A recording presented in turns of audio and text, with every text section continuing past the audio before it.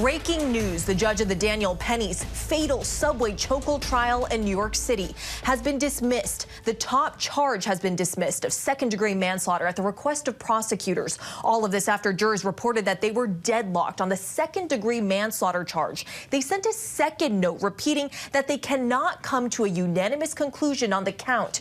Penny is also charged with negligent homicide in the death of street performer Jordan Neely. Police say the former Marine put Neely in a 6-minute-long chokehold after Neely boarded a subway car and acted erratically and screamed at passengers. Joining me now is ABC News legal contributor and trial attorney Brian Buckmeyer. So, Brian, what's your initial take on all of this, and just how surprising is this? I'm shocked. This is very surprising.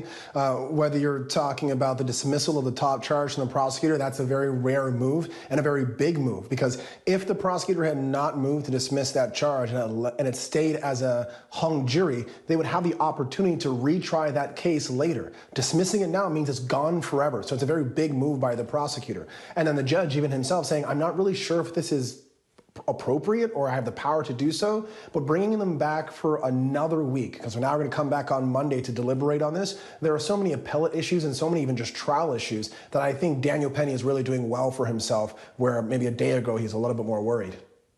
So, Brian, you called this extremely surprising. Why do you think this decision was made then? So, in my opinion, I think that this is, by the jury, a compromise verdict. And the judge themselves said they did not want that. And what I mean by that is it's peculiar to look at a case like this with the facts that you have and say that you are hung on the idea of Daniel Penny being reckless, but you are still considering him being negligent. If you're making a distinction between the two, that means you, to some degree, don't believe it's self-defense. Because if you believed it was self-defense, it would negate both of those charges. So the question becomes, why do you think he was not reckless, but think that he's potentially negligent? It doesn't legally make sense. The only thing that makes sense is they're trying to kind of, for lack of a better term, split the baby and compromise.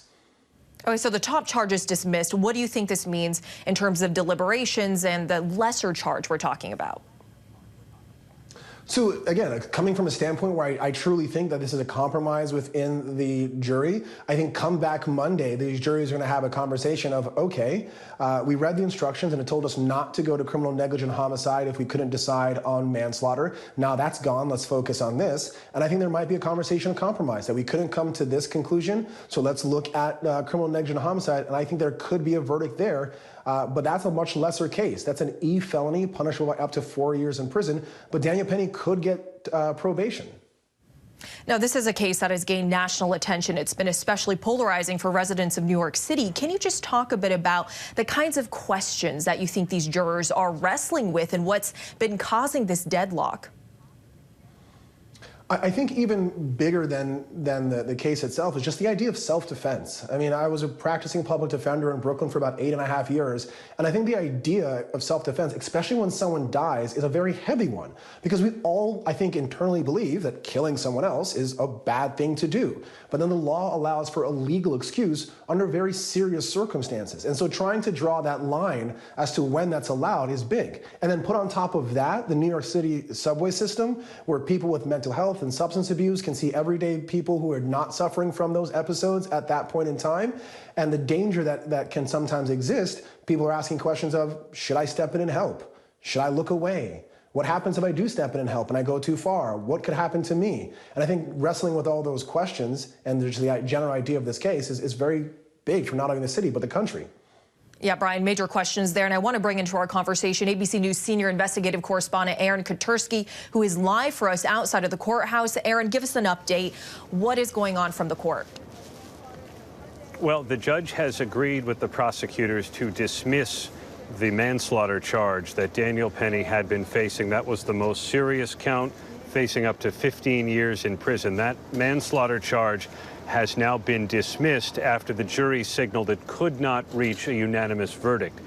The judge instructed the jury to go home for the weekend, come back on Monday, and resume deliberating on a lesser charge of negligent homicide.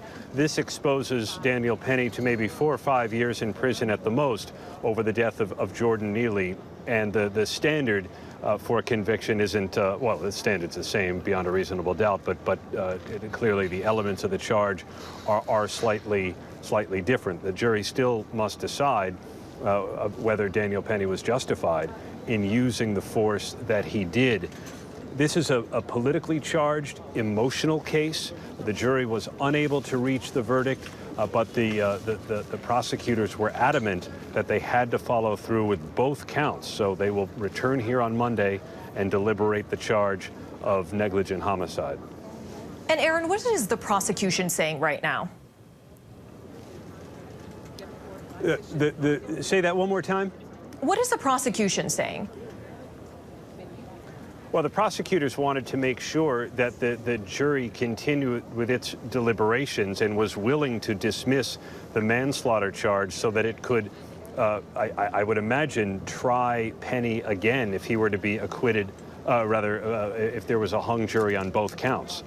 You can only bring a case again if there's a hung jury on all the charges in the indictment. So if the judge had declared a mistrial now, leaving open the question of negligent homicide, that the prosecutors would not have been able to revisit the case should that become necessary. So this preserves an option for prosecutors if the jury comes back hung on the negligent homicide count. Aaron, thank you for joining us live from the courthouse. And Brian, one more question to you. You heard Aaron there. He talked about this being an emotionally charged case. Can you talk about the implications of the ultimate decision that's made here? And could it affect people's behavior? You talked about such big questions that people wrestle with in this case in terms of, hero or villain when it comes to Daniel Penny. Are people going to want to intervene when they see something like this? So, and again, this is just from my background of being a public defender and a defense attorney in the city for about a decade now, and maybe I'm a little bit jaded. But I think that we're going to talk about this for a few more weeks or months, and people will kind of have that thought. But from what I've seen of the city, there are reasons why there are first responders, people who join the military, people who are officers and paramedics. There are innately people who are going to run to danger and run to difficult situations to help people.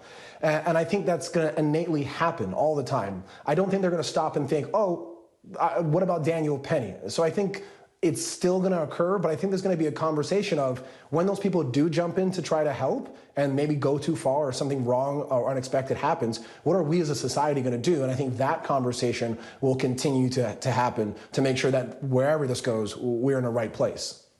Brian, thank you as always.